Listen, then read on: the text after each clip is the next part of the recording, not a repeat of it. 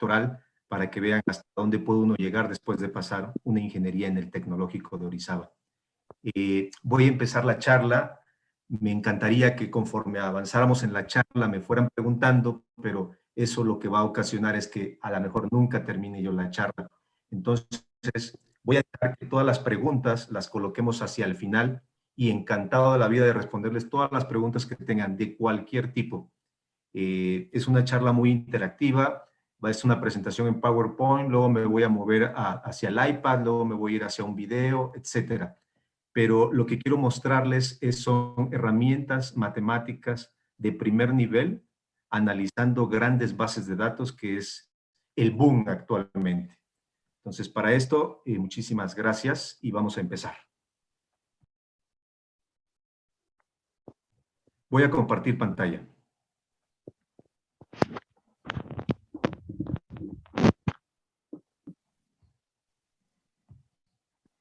¿Logran verla? No. Sí. Sí, ya estaba viendo la información. Ya se quitó. No. Se ve. Ahí va, ahí va. Bueno. Ya. Ya se ve. Ya se ve. Ya se actualiza. Muy bien. Pues bueno, la se llama análisis topológico computacional en Big Data. Big Data representa grandes bases de datos, millones de datos. En esta charla vamos a aplicar métodos topológicos para estudiar conjuntos de datos complejos de alta dimensión mediante la extracción de formas, patrones y obtener información sobre ellos. Nuestro método, el que voy a explicar, combina las mejores características del estándar existente. Las metodologías que existen en la actualidad, lo que se hace es tomar las mejores características de eso e incluirlas. Por ejemplo, el análisis de componentes principales y de conglomerados. Cuando digo un conglomerado me refiero a la palabra en inglés un clúster, que son como nubes de datos, como lo que aparece en la parte inferior, en esta parte donde está el conjunto de la nubecita de datos. Bueno, a través de este método híbrido, a menudo encontramos subgrupos en conjuntos de datos que tradicionalmente las metodologías básicas o las estándar no logran encontrar. La recopilación y el almacenamiento de datos de diversa índole son actividades de fundamental importancia en todos los ámbitos de la ciencia, de la ingeniería, las ciencias sociales, el mundo económico, en todas partes, en las finanzas. La cantidad de datos que se recopilan y son almacenados está creciendo a un ritmo fenomenal, debido a la noción de que los datos se pueden usar de manera efectiva para curar enfermedades. Por ejemplo, también puede funcionar para predecir cómo está funcionando la bolsa, o también puede funcionar incluso para ver cómo es que se analizan los deportes como el básquetbol, el fútbol americano, el fútbol soccer, etc. Entonces, el asunto con todo esto es que en realidad esta promesa que se debe de cumplir de analizar estos datos, tienen que desarrollar métodos para comprender estos conjuntos, porque además son muchísimos datos y son muy complejos. Para convertir los datos en conocimiento útil, muchos de los métodos que se utilizan actualmente funcionan como mecanismos para verificar o refutar hipótesis generadas, pero estas hipótesis son generadas por una persona, por el investigador que lo está haciendo. Entonces, depender del investigador para formular buenos modelos o hipótesis, eso es una debilidad de los modelos estándar. Sin embargo, para muchos conjuntos de datos complejos, el número de hipótesis posibles es muy grande y la tarea de generar conclusiones útiles se vuelve muy difícil. Por ejemplo, ustedes estudian estadística y ahí les enseñan a utilizar pruebas de hipótesis, pero si tienen millones de datos, tendrían que generar muchísimas hipótesis. Esa es una dificultad a la que se enfrentan los modelos estándar. Buscar comprender la forma de los datos nos lleva a una rama de las matemáticas llamada topología. La topología es el campo dentro de las matemáticas que nos ocupa del estudio de las formas. y aquí tengo la definición formal. ¿Qué es lo que significa este asunto? Pues lo que tenemos aquí, déjenme ver. Nosotros tenemos un objeto que lo podemos deformar, es decir, imagínense que aquí tengo el objeto y lo puedo, como si fuera de plastilina, y lo puedo elongar o lo puedo comprimir y no sufre ninguna ruptura, pero en cuanto se rompe ya no tiene sentido topológico. Entonces la idea es jugar con las superficies, torciéndolas, alargándolas, comprimiéndolas, pero sin agregarle hoyos, más de los que ya. Entonces,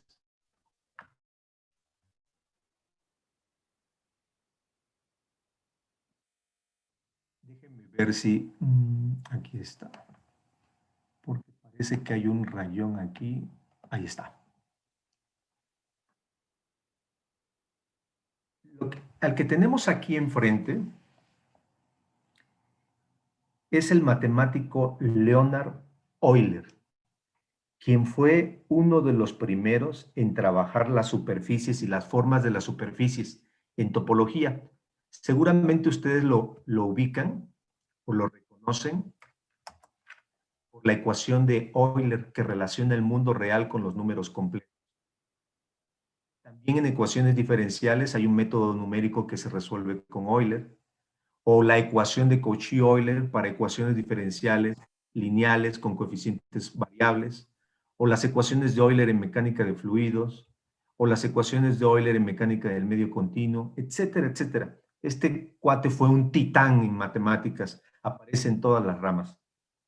Bueno, ahora, en esa misma época, en el siglo XVIII, aparecieron un par de matemáticos que empezaron a jugar con superficies. El primero de ellos es Moebius. Fíjense que antes no era posible ponerle la diéresis, que son los dos puntitos que tiene la letra O, porque manejábamos unas máquinas de escribir. Es por eso que la O con la diéresis se sustituía por poner una O y una E. Y pues tenía Moebius. En la actualidad pues ya es posible. Otro ejemplo de un apellido semejante es del filósofo Goethe, aquí está abajo. Bueno, pues Moebius fue el primero en identificar una cinta. Cuando nosotros, por ejemplo, tenemos una cinta normal, pues hay una parte exterior y hay otra parte interior. Pero en la cinta de Moebius es una cinta no orientable, porque nosotros podemos caminar sobre la cinta y nunca poder decir que estamos en la parte superior o externa o en la parte interior. Se forma una especie de infinito. Y esta es una cinta muy importante en topología porque es un asunto singular. Esta superficie se le conoce como una superficie no orientable. Al mismo tiempo, otro profesor de matemáticas de su época también descubrió esta misma cinta. Se llamaba, Listing, Benedict Listing. Y él fue el primero en acuñir la palabra topología, que en su época se le conocía como la geometría situs. Y además él trabajó con la caracterización de los poliedros de Euler para darles una cierta característica, un cierto número que los defina. Esto nos llevó a que hiciera un boom en la sociedad y ahora tenemos superficies de Moebius o curvas de Moebius o cintas de Moebius en todas partes. Por ejemplo, Gary Anderson en 1970 era un estudiante de Caltech que ganó un premio que una empresa buscaba un símbolo que reflejara el asunto del reciclaje. Entonces, a Anderson se le ocurrió 3 cintas de Moebius juntarlas y es prácticamente el logo que tenemos en la parte superior derecha. En el centro tenemos una imagen de la obra de Escher, donde tenemos ahí unas hormiguitas que quieren escapar de ese camino y es imposible porque pues nunca van a poder escapar, siempre van a estar girando en círculo, y en la parte inferior... ¿Están dividiendo o no? una biblioteca nacional de Kazajistán, solo para que vean que cómo la cinta de Moebius ha tenido un impacto en nuestra sociedad, en la cultura. Y en las películas, yo les recomiendo esta película, una película argentina que se llama La cinta de Moebius para algunos. Y esto nos lleva a una superficie en 3 dimensiones.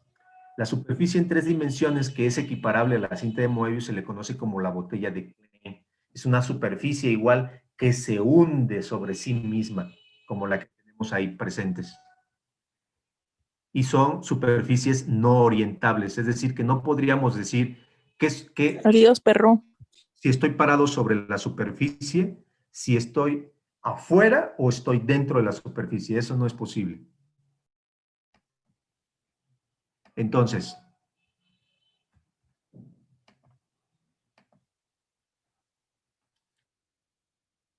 durante los 15 años que han pasado del 2000 hacia acá, ha habido un esfuerzo concertado para adaptar los métodos topológicos a varios problemas aplicados, uno de los cuales es el estudio de conjuntos de datos de alta dimensión. Este campo de estudio de análisis de datos topológicos, llamado en inglés TDA, su idea fundamental es que los métodos topológicos actúen como un enfoque geométrico, pero para el reconocimiento de patrones o formas dentro de los datos. Reconocer estos patrones es fundamental para describir lo que subyace en los datos e identificar qué subgrupos son significativos. Formas típicas que aparecen en ellos. Por ejemplo, vamos a poder encontrar una especie de bucles, que son segmentos circulares continuos, o de bengalas, que son segmentos lineales largos. Normalmente usamos estos patrones de plantilla de una manera informal. Luego se identifican grupos interesantes usando estas formas. Por ejemplo, podríamos seleccionar grupos para que sean los puntos de datos en los nodos concentrados y veamos cómo se comportan al final como una especie de bengala. A continuación, estos grupos pueden estudiarse con técnicas estadísticas estándar, las que ustedes conocen en sus cursos de probabilidad y estadística. A veces es útil hacer una definición más formal de este asunto que yo le acabo de llamar muy a la ligera, bengalas. Esto es cuando se quiere demostrar mediante simulaciones que justo este objeto tiene algo que decir y que los datos que están formando estos objetos no son aleatorios. Entonces, por ejemplo, para un topólogo es interesante saber cuándo las superficies tienen huecos. Entonces, en esta diapositiva yo tengo cómo sería el bosquejo de un agujero dentro de un agujero. Son el tipo como de chistes incluso intelectuales que puede tener un topólogo. ¿Se lo imaginan? Pues ahí va. Ahí está, un agujero dentro de otro agujero. Qué loco, ¿no? Pero bueno, continuamos. Hay tres ideas claves en topología para el análisis de datos que se recuperan de la topología. Uno es que la topología estudia las formas sin coordenadas. Es decir, aquí no existe las coordenadas cartesianas X, Y, Z, no existen las polares, ni las esféricas, ni las achatadas. Ningún sistema de coordenadas cartesianas, coordenadas ortogonales existe. Solamente son superficies en el espacio, como las que tienen ahí. Y estas superficies suelen llamarse, por ejemplo, en el primer caso, que es una dona, pues es un toro. Si juntamos dos donas, es un doble toro, etc. Y las dos superficies que tenemos hasta abajo, una es la cinta de Moebius de la que acabamos de hablar, y la otra es la botella de Klein. Bueno, esta es la primera característica. La segunda característica es que las superficies son invariantes bajo deformaciones pequeñas. Observen cómo lo que tenemos aquí, una taza, yo la puedo modificar, jugar con ella y convertirla en una dona simplemente. En cámara lenta sería, tengo la taza, miren cómo se va modificando y se está pareciendo a una dona. Esa es la otra deformación. Ahora, la tercera característica es que podemos tener representaciones comprimidas de estos cuerpos. Y esto quiere decir que lo que tenemos ahí es un círculo, aquí tenemos una esfera, aquí un triángulo y aquí un hexágono. En la geometría plana, estas figuras son distintas una de la otra, es decir, no son equivalentes. Pero en topología, hablar de esas 4 figuras es lo mismo, porque cada una de ellas la puedo comprimir hasta llevar a un solo punto, como aparece ahí el punto negro. Así que yo puedo decir que tanto el círculo como la esfera son equivalentes a un punto. El triángulo y el hexágono es equivalente a un punto. Entonces, si alguien me preguntara, me muestra un triángulo y me pregunta, oye, ¿qué ves? Yo podría decir, un punto. Y entonces ellos dirán, ah, qué loco, ¿cómo vas a ver un punto? Pero es que lo estoy viendo desde el punto de vista topológico. ¿De acuerdo? Bien. Ahora, quiero mostrarles, porque de pronto salté abruptamente a la parte de la botella de Klein, pero quiero mostrarles un video donde esta botella se puede formar a partir de la unión de 2 cintas de Moebius. Ahí va.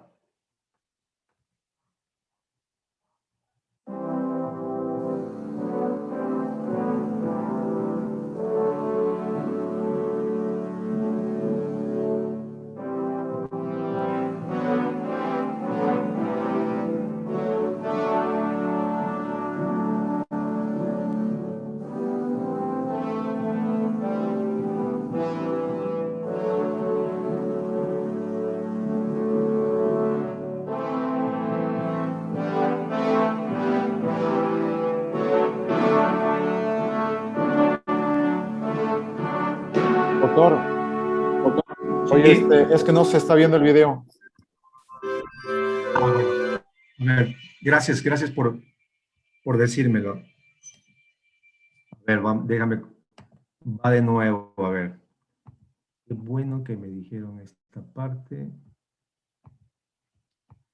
Perdón, son las cuestiones técnicas que salen en el momento, ¿no? Así, no pasa nada, a todos nos puede pasar. Sí. Vamos a ver. Ya sé qué vamos a hacer. Voy a compartirles la pantalla de mi computadora y con eso no debe haber falla. Ahí está. ¿Ahora ya pueden ver el video? Ya quedó.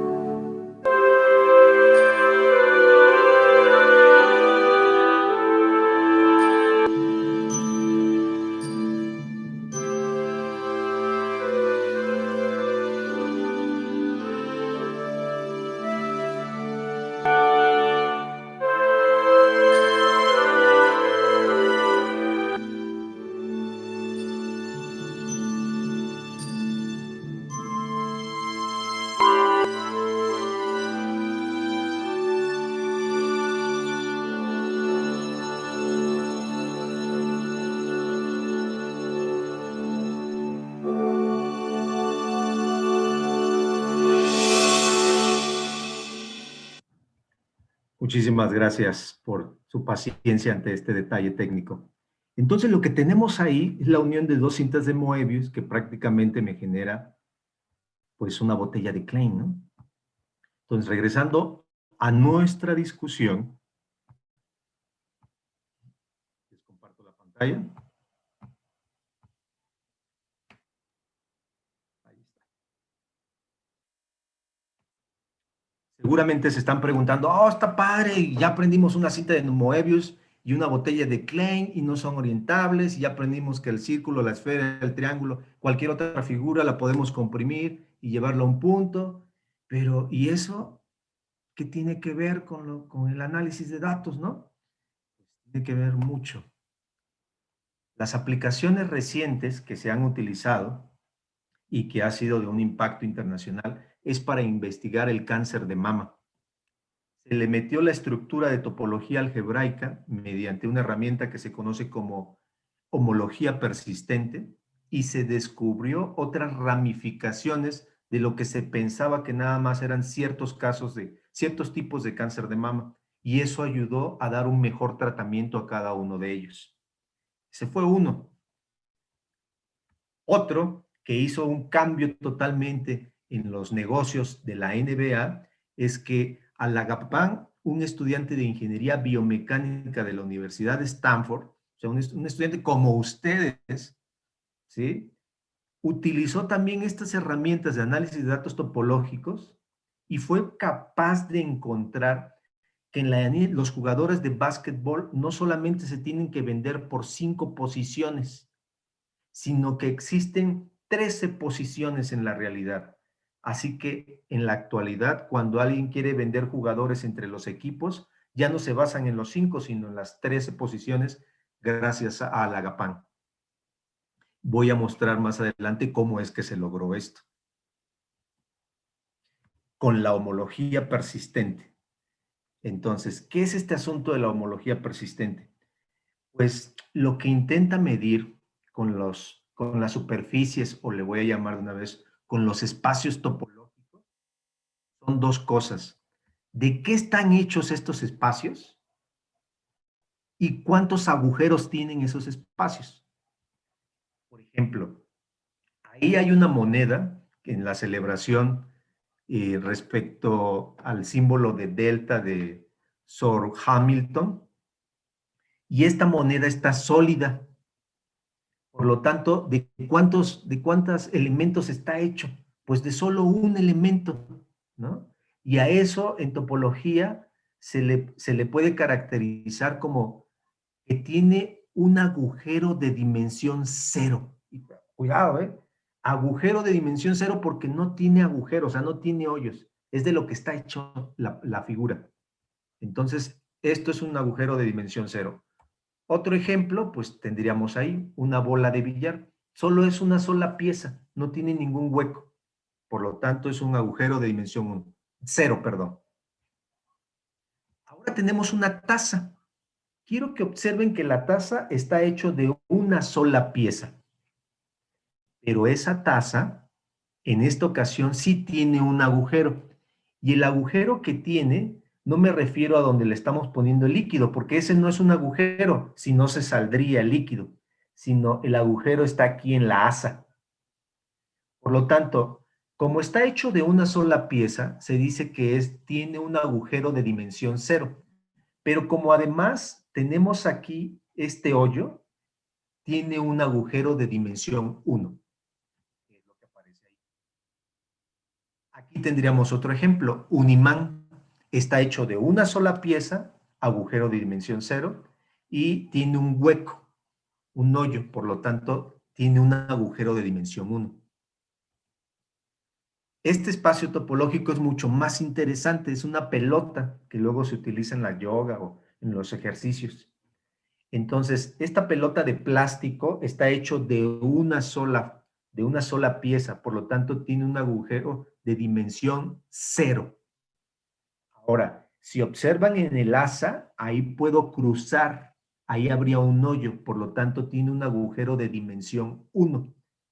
Además, dentro de la pelota está vacío. Eso le da la característica de tener un agujero de dimensión 2. Agujero de dimensión 0, 1. Agujero de dimensión 1, 1. Agujero de dimensión 2, 1. Esa es la característica topológica. Otro ejemplo es para aquellos crossfiteros, los que hacen ejercicio. Tenemos esta pesa, está hecho de una sola pieza, hay un hueco que está en la asa, pero está toda sólida. Y es la misma caracterización. ¿Sí? Ahora, como está toda sólida, no está hueca como en el ejemplo de arriba, entonces no va a tener agujeros de dimensión 2.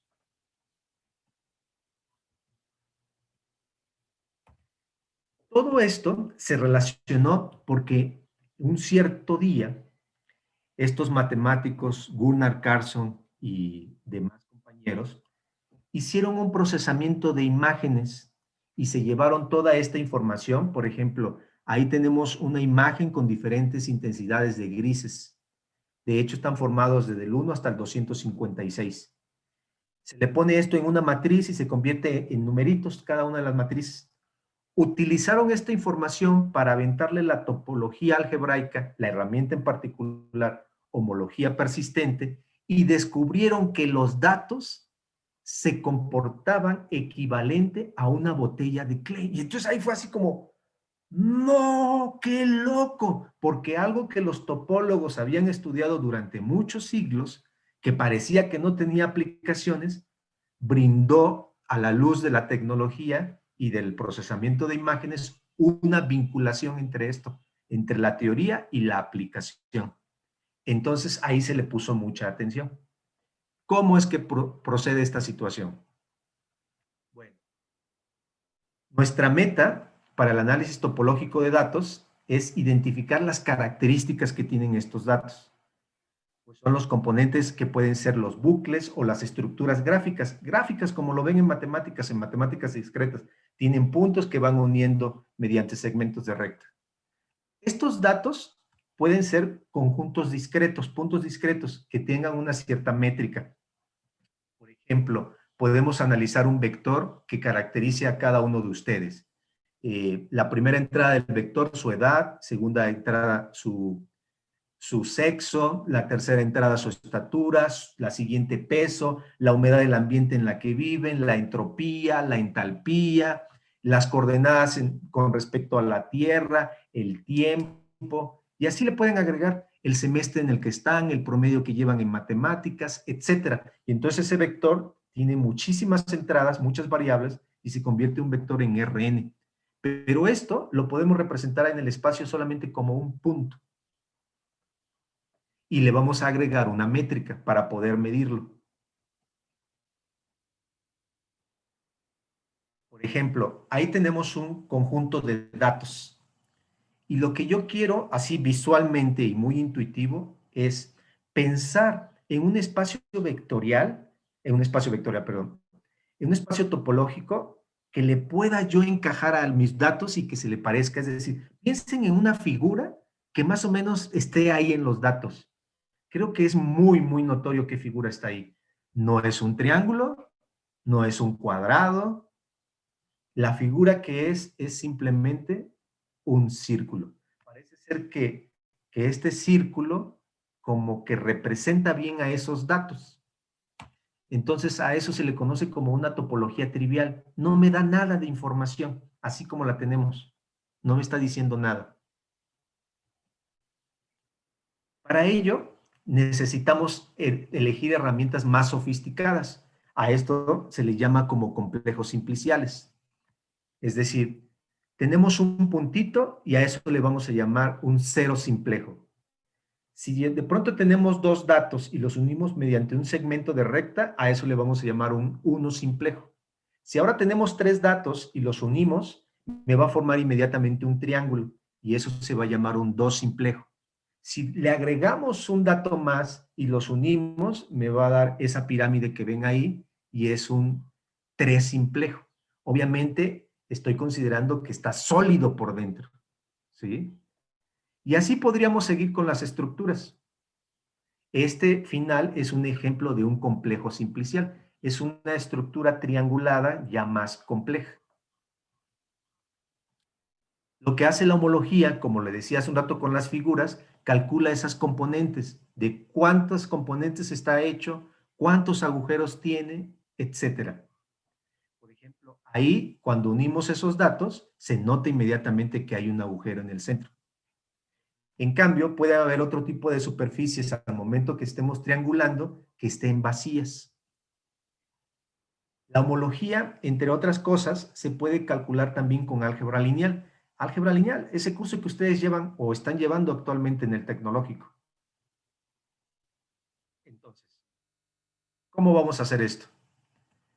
Pues lo primero es que vamos a pensar que un punto es el centro de una circunferencia. Y cada uno de los puntos va a ser el centro de una circunferencia que tiene un cierto diámetro o un cierto radio. Ahí están. Entonces ya tenemos ahí todas las circunferencias. Pero si dos circunferencias se intersectan, automáticamente los centros de esas dos circunferencias los unimos, porque vamos a empezar a construir un complejo simplicial, es decir, la estructura que acabo de presentarles. Ahí está conectado. Cuando empezamos a conectarlos, a ese procedimiento se le conoce como triangulación. Y hay diferentes maneras de triangular. Entonces, observen cómo la estructura de los datos ya me está dando una información diferente, el comportamiento que tienen. Y empezamos a ver si están sólidos o están vacíos. Por ejemplo, en el centro se nota que hay un hueco, pero luego cuando estamos uniendo todas las triangulaciones, esas partes empiezan a ser sólidas. Lo que hace la homología es detectar justo estos bucles que existen, donde hay huecos, donde no hay huecos, donde hay ramificaciones más largas que les hemos llamado bengalas. Y nuestro desafío más grande es cómo vamos a elegir esa distancia, ese diámetro, de tal suerte que si lo elijo muy corto, pues no se van a unir datos. Si lo elijo muy grande, se van a unir muchos datos. Entonces, lo que me interesa en la homología persistente, como su nombre lo indica, es identificar qué estructuras de las que estamos armando persisten, es decir, no se extinguen. Ahí tengo estas y miren cómo se está modificando. Tengo estos radios que se van modificando y empiezan a unirse y entonces ya se vuelven sólidos.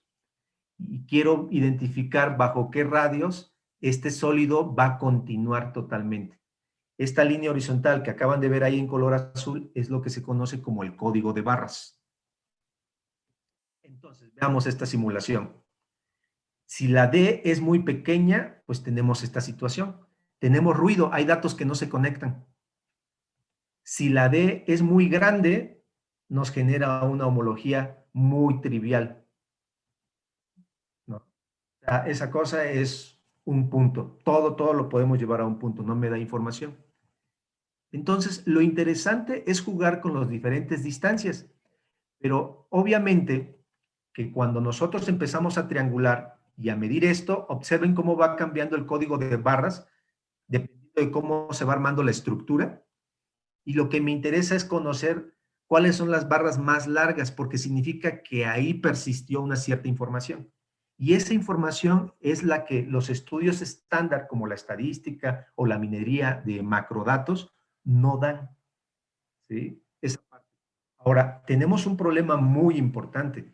El problema es que nos necesitamos apoyar de la estadística porque como son millones de datos, ninguna computadora o la nube incluso podría trabajar con ellos. Nos llevaría muchísimo tiempo tener los resultados.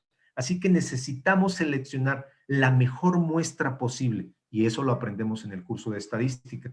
Ya que tenemos la mejor muestra posible, podemos identificar patrones sobre de ella y hacer hipótesis sobre lo que está sucediendo en la población. Entonces, aquí está un ejemplo de cómo se está triangulando que las barras cortas no me dice mucho, representan ruido. En cambio, las barras largas, ahí está la verdadera información sobre las características de los datos.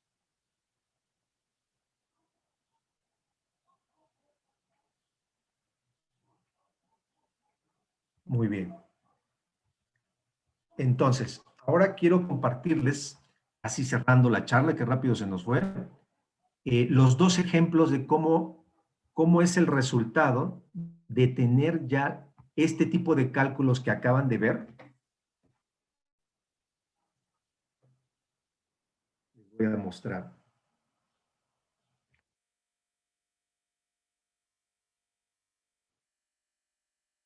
el caso del cáncer de mama, miren, para que tengan una idea de a lo que estamos jugando. Aquí tenemos una nube de datos. Quiero hacer paréntesis. Aquí no estoy hablando del cáncer de mama. Solamente es el principio. Tengo una nube de datos que se comporta como una mano. Si observan, ahí están los puntitos. Entonces, esta es la nube de datos original. Lo que voy a hacer es considerar una especie de filtro. Y este filtro pueden ser variables que ustedes le agreguen a los datos. Es decir, si están interesados en la varianza, en qué métrica va a tener, o alguna herramienta matemática que ustedes conozcan que les parezca poderosa. Entonces, aquí la mano ya ha sido clasificada por colores dependiendo del valor del filtro. No es lo mismo estar en un punto por aquí a estar en un punto por acá. Después lo que se hace es que se agrega la información por grupos. Entonces ya seleccionamos cada uno de ellos de diferente manera. Y con esto pasamos a poner una gráfica, lo que en matemática discreta le llamamos gráfica. Y esta estructura ya es un análisis topológico con el cual podemos trabajar. Esto es hablando en rasgos generales. Ahora, lo que tenemos aquí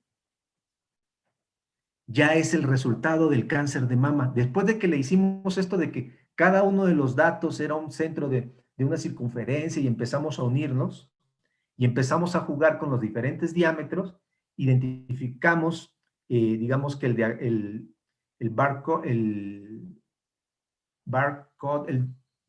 código de barras, perdón, el código de barras, y nos arroja esta información. Quiero que vean cómo la información ahora se nota que acá hay una bengala, lo que yo había llamado como bengala.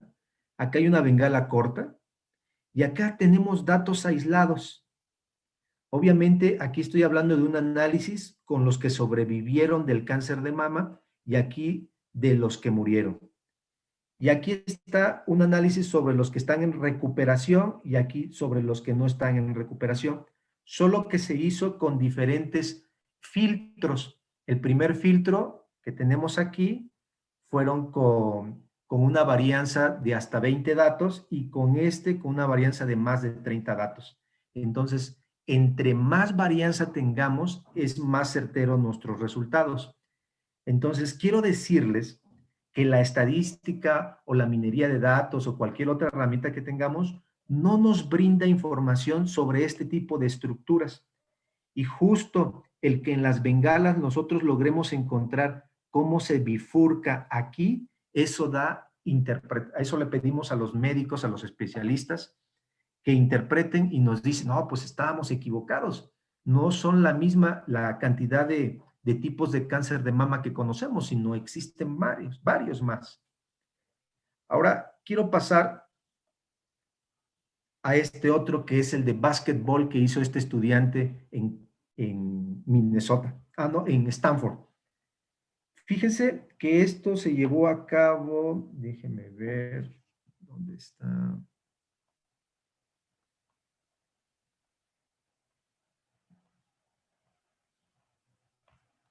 Creo que fue en el 2010, si no mal recuerdo, por aquí tengo el dato.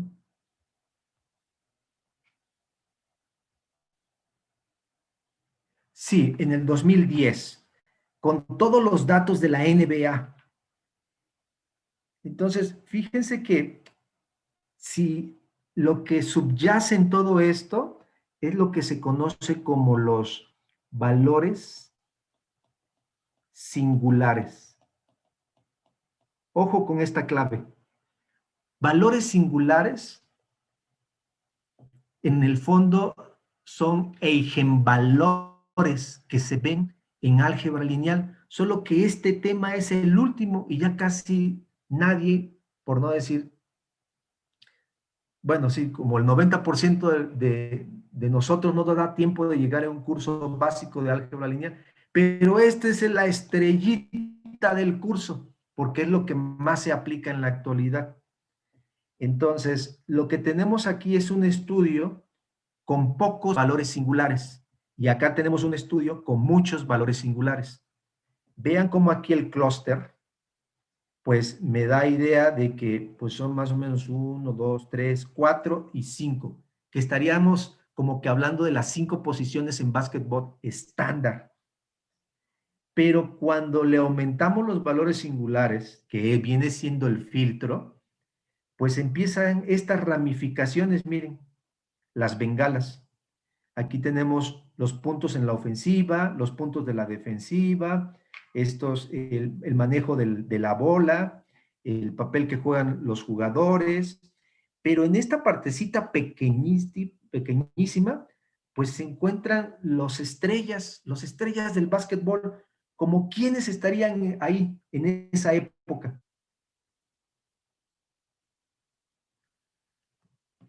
¿Lo recuerdan o no? ¿Quién sabe de básquetbol? Nadie. Bueno, pues aquí adentro, en este pedacito que ven aquí, está el señor, que en paz descanse, Kobe Bryant. Bueno, pero vean cómo la estructura se ha modificado de tener esta a tener esta otra. Entonces, evidentemente, no tenemos 5 posiciones para ventas en el básquetbol, sino tenemos 13 posiciones, que son las que hay acá. Bien. Voy a regresar a la presentación.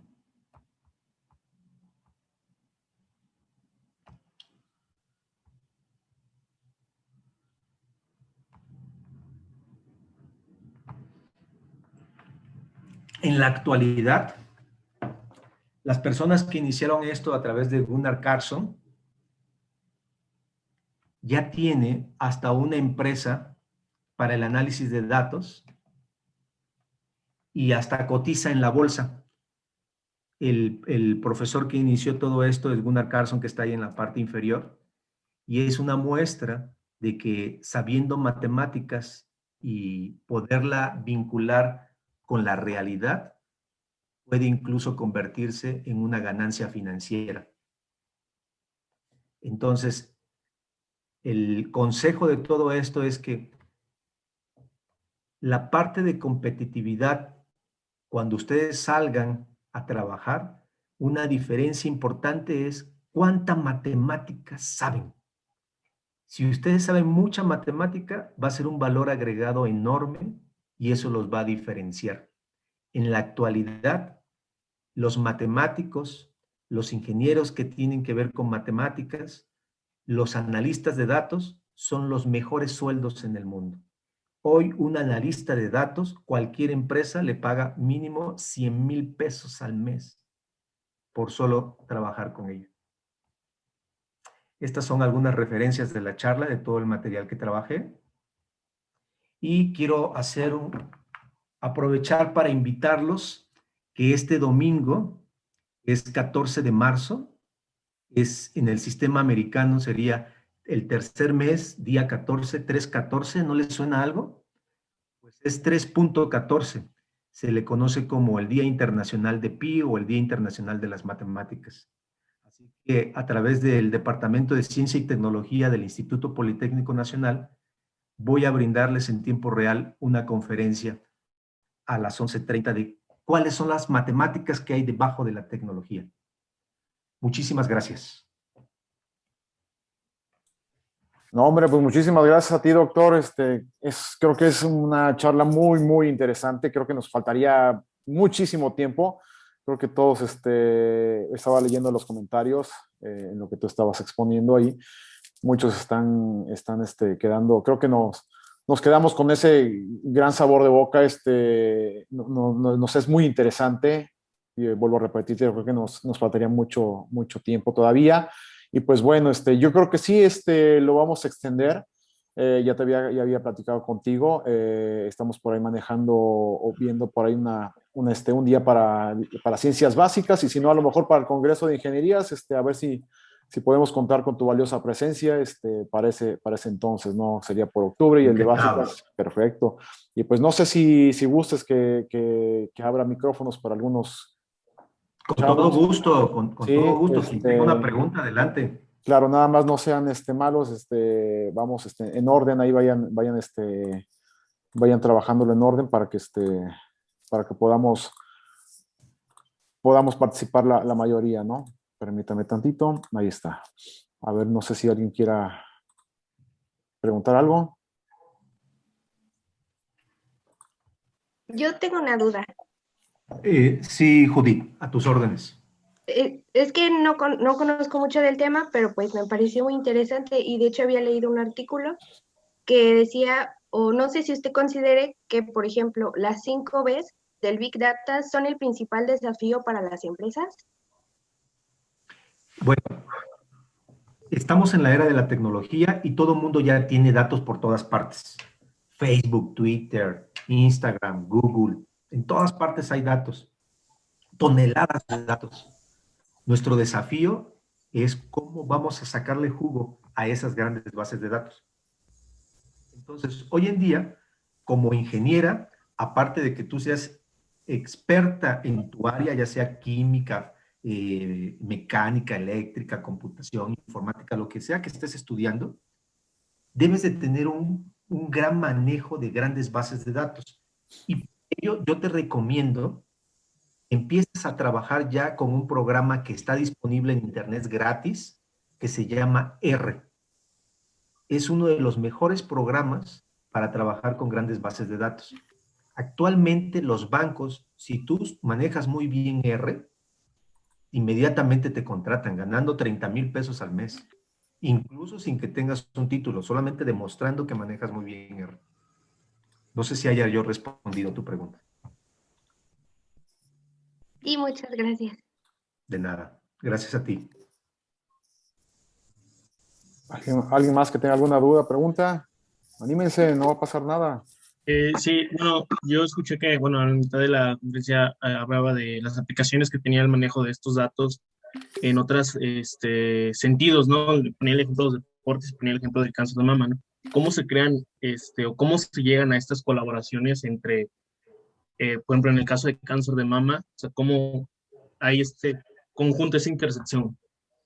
Claro, fíjate que tu pregunta es muy, muy interesante porque por lo regular los datos tan sensibles como es el caso de cáncer de mama, pues son datos que solamente tienen los investigadores que están haciendo ese estudio. Cuando tú ya te conviertes, digamos que en una especie de especialista en el campo, empiezas a conocer otros especialistas en otros campos. Por ejemplo, está el biólogo, el físico, el ingeniero mecánico, el eléctrico, y todos tienen sus datos en sus empresas, pero hay veces que su limitada matemática les impide poder entender esos datos. Es cuando se acercan con los especialistas en análisis de datos.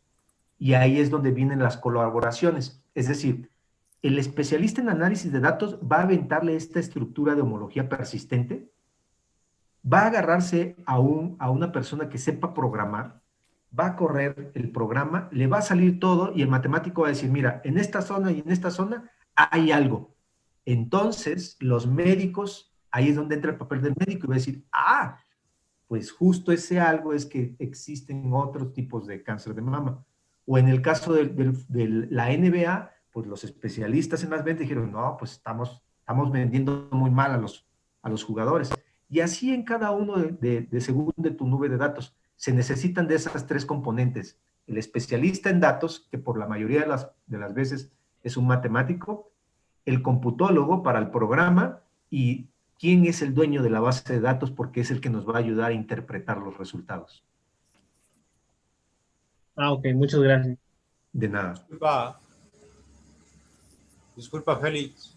Sí, Fernando. Bienvenido, qué gusto verte. Mucho gusto. Buena tarde a todos. Mi pregunta es, ¿en qué área están trabajando esto o cómo están trabajando en el IPN? Ah, ya. Fíjate para hacer algún comentario ahí en el TEC, para los de sistemas, claro, que a veces tienen mucha curiosidad en eso. Sí, fíjate que en el Politécnico solamente hay 2 personas trabajando, que es el doctor Alin Carstiano, es un doctor rumano, y un servidor.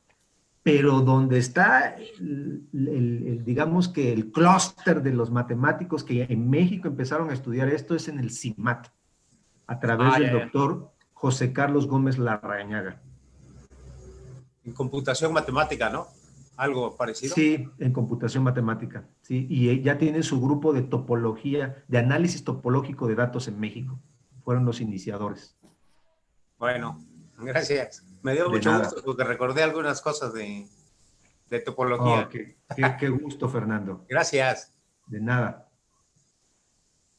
Bien, creo que ¿Más preguntas? Elizabeth estaba levantando la mano. Elizabeth Esparza. A ver, ¿dónde andas, Elizabeth? Pues en cuanto haga preguntas, sale luego su... Sí, no, nadie más. Ay, gracias, sí, no, yo. Es que mi micrófono estaba apagado. Gracias por darme la palabra. La pregunta va en relación, ¿cómo explicar que la topología, una geometría distinta a la euclidiana, se explica desde el lenguaje euclidiano? Sí, siempre lo que sucede hasta podría llegar a rayar en lo que en la educación matemática se conoce como obstáculos epistemológicos, es decir, que están inherentes a la naturaleza del conocimiento. Por citar un ejemplo así, el primer obstáculo epistemológico a lo que nosotros nos enfrentamos cuando estudiamos matemáticas es la noción de los números negativos. O sea, uno puede sumar un número más otro cuando uno es niño, pero de pronto el asunto de que 2 menos 4, menos 5 te dé menos 3, es así como, ¿qué onda? Tarda en procesarse, porque una estructura del conocimiento se empalma sobre otra. Lo mismo sucedió en la física. Newton inventó las leyes para que gobernaban, digamos, que el universo a un tamaño medio, con velocidades sencillas, o sea, no tan grandes, y esa es la teoría que se gobernaba, pero fue hasta que llega Einstein y dice, bueno, hay una teoría todavía más generalizada, que es la teoría de la relatividad, y entonces se modifican las ecuaciones tanto para lo grande o con la mecánica cuántica, tanto para lo pequeño. El mismo obstáculo sucede con la geometría, porque uno en el discurso escolar siempre ve, en la mayoría de los casos, la geometría euclidiana, la plana. Ya en ingeniería, pues ves otro tipo de geometrías, la esférica, por ejemplo. Pero de pronto, con la topología, pues se rompe el paradigma, porque aquello de que el triángulo, la esfera y el círculo se reducen a un punto, pues, ¿dónde quedó? Simplemente basta con que le quites los ejes de coordenadas, que solo lo veas así en el espacio, para que se logre entender, es que ahora las reglas en esta geometría se trata de estirar y de comprimir, pero sin romper las figuras. Una última cosa, doctor. Entonces, ¿usted sugiere que integremos la geometría topológica a los planes de estudio de educación básica? ¿O es Sí. un contenido muy fuerte para el desarrollo de los niños? No, por supuesto que no es un contenido muy fuerte y ya hay países, por ejemplo, Japón, que ya lo tiene involucrado desde los primeros años de enseñanza en primaria. Gracias. De nada, Elizabeth. Bien, creo que por ahí Scarlett tiene por ahí una pregunta. Scarlett. Adelante, Sí, Scarlett. muchas gracias por la conferencia, la verdad es que estuvo muy interesante. Solo tenía una duda, esa de bueno, yo había leído sobre las triangulaciones de la UNAE, bueno, formabas como una serie de red uniendo los puntos para formar triángulos, ¿no? Pero si me podía explicar un poco más, ¿y qué tiene que ver un poquito con Covey, algo así? No entendí lo último. Con Voronoi, perdón. Ya. Sí, existen diferentes estilos de triangulaciones. Y otra vez, esto nace de la necesidad de que, por ejemplo, si yo utilizo un tipo de triangulación, da una cierta estructura topológica. Y entonces, siempre la curiosidad científica es, ¿y qué pasa si definimos la triangulación de otra manera? Y ahí es donde nacen diferentes triangulaciones. Por eso es que cuando tú das tus resultados, tienes que especificar qué triangulaciones utilizaste, qué filtros utilizaste y qué variables fueron las que te interesaron. Obviamente, después de que elegiste una buena especificación. Muchas gracias. De nada. Yo tengo una pregunta. Sí, Diego. Bueno, en el campo de la mecánica cuántica, ve que pues, es un campo de mucha probabilidad y de variables constantes, ¿no? O sea que está variando. Entonces, se puede utilizar ese tipo de topología como para estudiar un poco más en ese campo, descubrir algo nuevo en el campo de la mecánica cuántica. Sí, lo que te estoy diciendo es que esto empezó hace 15 años y, y hay muy pocos topólogos en el mundo que están trabajando en esta área. Y la idea es que se integren no solamente topólogos, sino ingenieros como ustedes que empiecen a utilizar estas herramientas para averiguar qué cosas les resulta en sus datos. Entonces, si a ti te interesa la mecánica cuántica y de pronto un día te vas a hacer de intercambio una especialización al CERN en Europa, y pues ahí vas a tener acceso a sus datos, ¿no? Y ya que tienes acceso a ellos, pues vas a decir, bueno, a mí se me ocurre hacer esto con homología persistente y vamos a ver qué resultados nos tienes, ¿no? Sí, es que de hecho principalmente por eso elegí mi carrera. Estoy estudiando ingeniería electrónica porque pues me interesa mucho la mecánica cuántica y pues estudiar parte de ese campo. Ah, perfecto. Espero algún día poder ver una de tus charlas con tus resultados. Muchas gracias. A ti. Bien, creo que nadie más se anima, doctor. Nadie más, amigo. ¿Cuántos tenemos aquí? Teníamos, no, estuvo arriba de 500, ahorita ya se salieron algunos por otras actividades que tienen por ahí programadas, yo creo, pero estamos todavía 400 personas y pues creo que los dejaste sin palabras. Adelante. Disculpe, yo tengo una pregunta. Bueno, es más una pregunta muy básica y a veces podría sonar hasta algo tonta por no decir la palabra, pero como qué consejos nos daría usted para empezar a estudiar la topología, o sea, qué bases para que nosotros empezamos a meternos más en esta materia, por así llamarlo. Bueno, el primer consejo es que no tienes por qué casarte con la topología. Esto solamente es un camino para explicar los datos. Existe minería de datos, existe la misma estadística, la estadística bayesiana. Entonces, tú estás apenas formándote como científica o como ingeniera. El primer paso que tienes que hacer es dominar muy bien tus cursos, que entiendas muy bien el cálculo, en el cálculo que es la variación, que entiendas muy bien las ecuaciones diferenciales, porque ahí sale otra rama de sistemas dinámicos, que es otra manera de entender el mundo. Y una que se ha dejado en las ingenierías adolecen bastante es el álgebra lineal. En álgebra lineal es una herramienta muy, muy poderosa para analizar datos y no se reduce al estudio de Gauss o Gauss-Jordan para resolver sistemas de ecuación. Eso es nada más el principio de un curso de álgebra lineal. Si en tu curso no es posible llegar hasta el final, tú tienes que ser responsable de leerte un libro o varios y con camino hasta forzarte a entender muy bien todo el curso. Y con esos elementos, yo te garantizo un éxito en cualquier posgrado o incluso en tu empresa, porque vas a empezar a conectar entre la información de tus datos y tus herramientas matemáticas que tienes. Ya puedes dar el salto y empezar a estudiar topología. Bueno, tengo otra pregunta. Bueno, no es mi pregunta, pero pues yo soy la que me animo, ¿no? ¿Cómo podríamos relacionar la topología con la inteligencia artificial? Ah, ya. Bueno, son dos elementos independientes, pero aquí yo creo que el lenguaje comunicador entre estas dos es justo la programación. Cuando tú vas a hacer inteligencia artificial, de alguna manera estás haciendo como una especie de minería y de tal suerte que el bucle se va retroalimentando para que se vuelva inteligente. Entonces, la idea es que tú logras hacer una especie de código que al mismo tiempo te logre hacer la homología persistente de tus datos y los esté metiendo. Pero ¿te das cuenta de la inmensidad del programa que vas a tener? Aquí es donde tenemos la necesidad de programadores. Así que ustedes son los programadores del futuro. No solamente se trata de de que programen en MATLAB, sino ya hay que programar en R, en Python.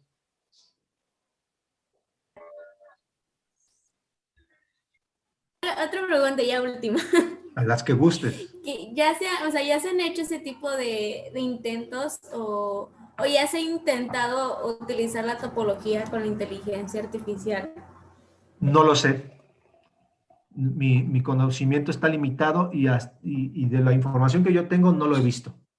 Así que, Lidia, te estás tardando. Muchas gracias. Es que creo tener un poquito la respuesta que estaba preguntando Adelante, por favor, colabora. Tengo entendido que algo así como las topologías se utilizan en el campo del machine learning para hacer las redes neuronales, en las regresiones lineales para alcanzar todos los puntos y que no haya underfitting o overfitting. Se utilizan este tipo de construcciones para que puedan agarrar todos los datos. Por supuesto. Pero, sí, por supuesto. Pero pensé que la otra pregunta era la homología persistente, porque es como si habláramos de cálculo y, oye, y el cálculo, sí, pero en el cálculo hay derivadas, hay integrales, hay optimización, etc. Aquí en topología, pues habla de la topología conjuntista, la algebraica, de dimensiones altas, de dimensiones bajas. La herramienta dentro de la topología que hoy trabajamos se llama homología persistente. Y en Machine Learning utilizan otro tipo diferencial de topología. Creo que son las regresiones lineales las que utilizan, ¿no? Algo así. Mira, regresiones lineales. Yo tengo una pregunta. Adelante. Bueno, y viene básicamente de algo que usted comentaba hace unos minutos, acerca de la importancia de la álgebra lineal, que, bueno, sí tiene bastante importancia porque siento que es el salto entre las matemáticas más convencionales, como es el cálculo, a otras matemáticas que pueden llegar a ser más abstractas, por todos los conceptos que se ven ahí, ¿no? De los espacios vectoriales, los vectores característicos, las bases ortonormales y todo ese tipo de cosas.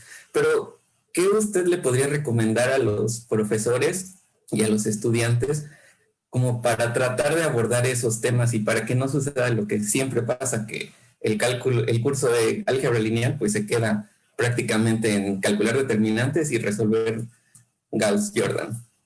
Bueno, te voy a decir, aunque parezca un poco sangrón, pero el domingo, en la charla que les estoy invitando, voy a hablar de 3 aplicaciones del álgebra lineal en la tecnología, y ahí van a ver un despliegue de álgebra lineal así, padrísimo. Entonces, la recomendación que yo digo, como para motivar, tienen que ver esa charla. No se la pierdan. Platíquenles. ¿A qué hora es, disculpe? ¿Perdón? ¿A qué hora es? Es a las 11:30 y si me permiten, voy a poner aquí en el chat. Ya se las envié, doctor, pero si gustas, se las volvemos a poner. Sí. Ya, ahí está en el chat, jóvenes, ahí está en el chat la información, la compartí con ustedes para que ustedes la puedan tener. ¿Me puede enviar de nuevo, por favor? Está, claro. Va a estar en Facebook y YouTube simultáneamente. Entonces, yo lo que recomiendo a mis colegas del TEC de Orizaba y de todos los tecnológicos nacionales, no se pierdan esa charla. Ahora, algo que ha funcionado bastante es que siempre hay que dar un curso de matemáticas empezando con las aplicaciones y no esperarse, no nos dio tiempo de ver aplicaciones, ¿no? No, hay que empezar como su origen en las matemáticas, que se da una respuesta a una pregunta y no solamente reducirnos a procesos algebraicos que luego ni sabemos qué estamos haciendo. Para cerrar esta parte, quiero que se queden con esta palabra, valores singulares, que es un equivalente a valores propios de una matriz. Eso debe ser el final de un curso de álgebra lineal. Importantísimo. Excelente, muchas gracias. ¿Puedo hacer una pregunta? Disculpe, ¿tiene algún sitio web o algún canal donde dé clases, así como luego hay canales en YouTube o así? Como Julio Profe. Ajá, o Mate Fácil. ¿No tiene? Tengo uno que se llama Mate Super Difícil. pero pues no tengo, nadie entra porque como parece que el título los asusta. No, es cierto, estoy bromeando. No, no tengo nada de eso, pero estoy para servirles en mi correo electrónico, con mucho gusto. Gracias.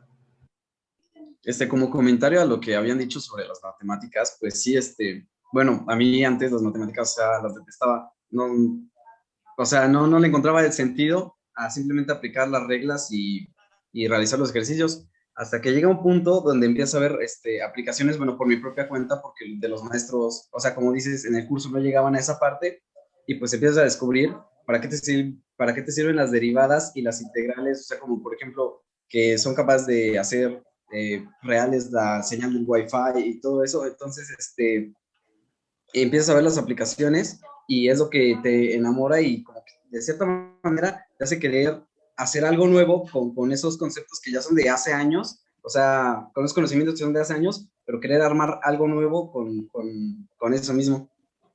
Claro, no, es importantísimo. Gracias por tu colaboración.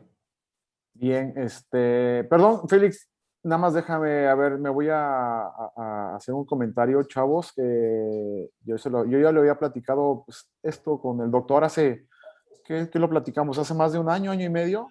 El doctor tiene por ahí una invitación ahí con un servidor que un servidor le hizo al Congreso de Ingenierías precisamente para lo que ustedes ahorita estás comentando, Diego, ¿no? Las aplicaciones de los cálculos o el cálculo vectorial, integral, diferencial y todo ello.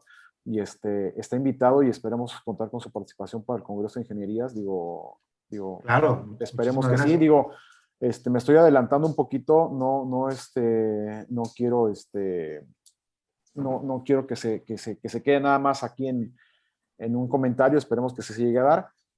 Y si es eso, pues bueno, vamos a ver si podemos tener la participación de los que están acá. Digo, son 500, pero pues bueno, o sea, no creo que podamos estar todos, pero pues a ver, los que más puedan, pues para que ustedes vean realmente en dónde se llevan a cabo estas aplicaciones, ¿no? Digo, ella les dio una pequeña muestra de dónde se llevan, dónde se aplican, y para que vean que es muy importante, ¿no?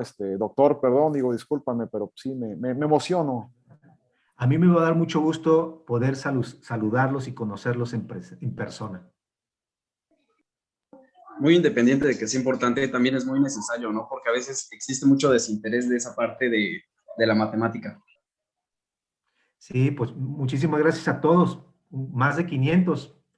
Rompimos el Zoom el día de hoy. Muchas gracias a todos. Pues muchísimas gracias, doctor. Te agradezco, en verdad. Gracias, jóvenes. Les agradezco. Un abrazo a todos. Y pues bueno, no te puedo, no sé si escuches el aplauso, pero pues muchísimas gracias, doctor.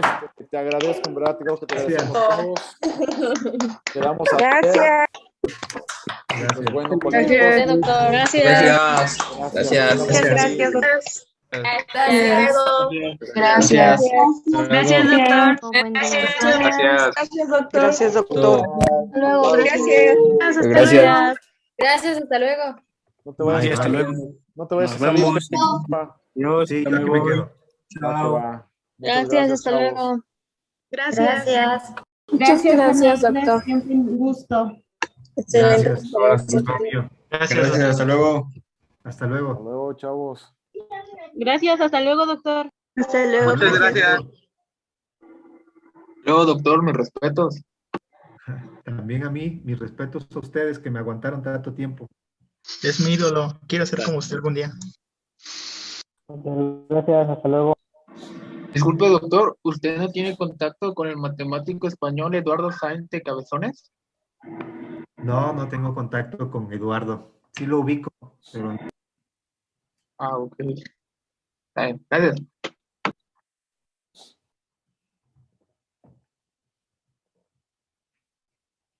Profesor Régulo también, no sé si se puede quedar también un momento. Claro, sin problema. Gracias.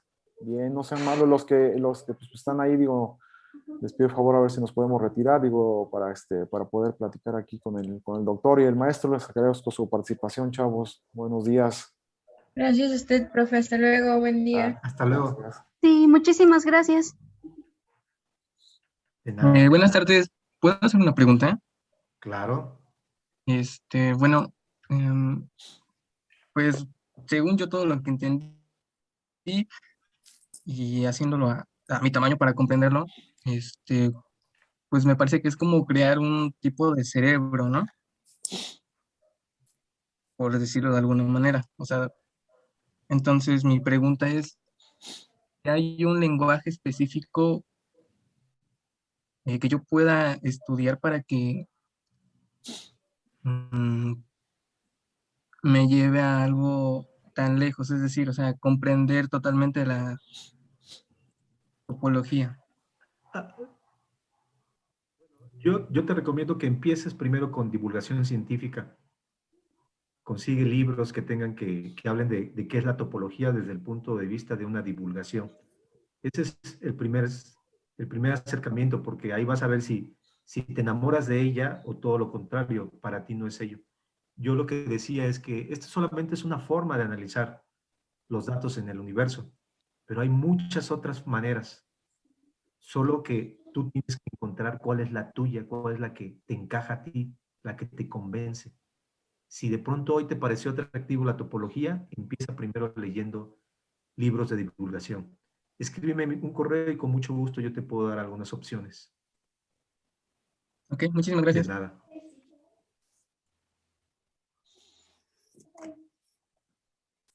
Bien, yo creo que voy a empezar. Permítame tantito.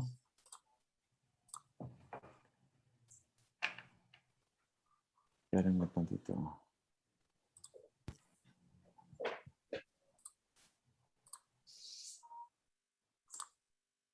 Voy a empezar.